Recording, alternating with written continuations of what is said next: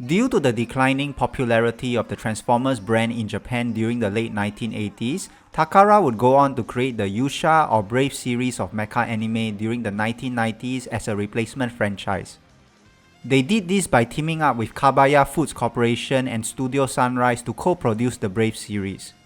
While Sunrise produced the various anime, Takara created the toy lines of the Brave series and shared sponsoring responsibilities with Kabaya. The Brave series proved to be commercially successful and would spawn a total of 8 TV series over the span of 8 years. The final TV series in the franchise would be The King of Braves, GAOGAIGAR. Released in 1997, GAOGAIGAR went on to become the most popular and recognizable entry in the franchise. Due to its popularity, it would go on to have a few spin-offs and sequels over the years. There was a time when some believed that none of the Brave series would ever appear in a Super Robot Wars game due to Takara, a competitor of Bandai, being a co-producer of the franchise. While Takara may have been a sponsor for the Brave series, Studio Sunrise was ultimately the one that produced the various anime.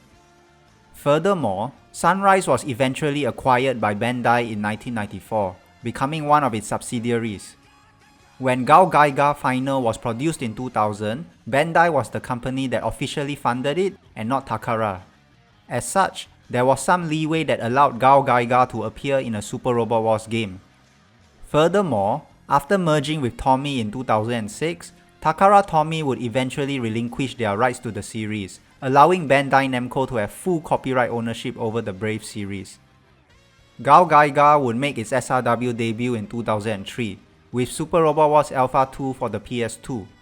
In the perfect guide for Super Robot Wars Alpha 3, it was revealed by the developers that GAOGAIGAR was originally supposed to debut in Super Robot Wars Alpha for the PS1 in 2000.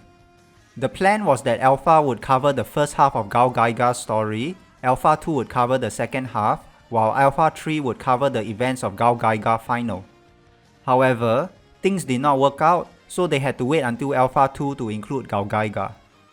While its SRW debut did not follow the original plan, GAOGAIGAR eventually became a popular series entry and will appear in numerous SRW games over the years.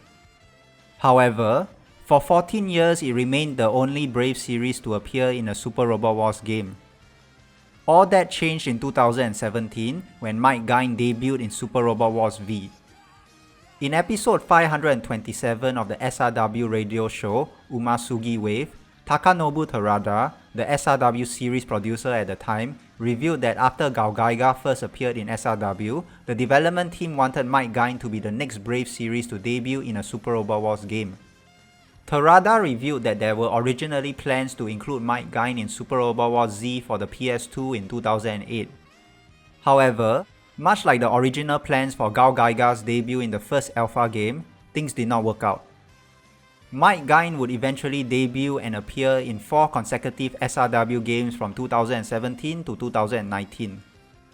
Some of Mike Gaine's cut-ins in SRW were personally drawn by Masami Obari, who for years had requested for Mike Gaine to be in SRW.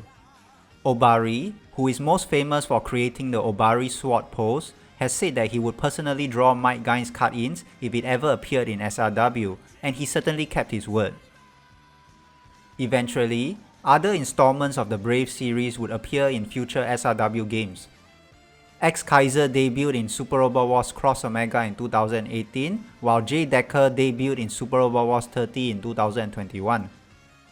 Overall, thanks to Bandai acquiring Sunrise and Takara relinquishing their rights to the Brave series, GAOGAIGAR managed to debut in Super Robot Wars Alpha 2, and its appearance would pave the way for other installments of the Brave series to debut in future SRW games.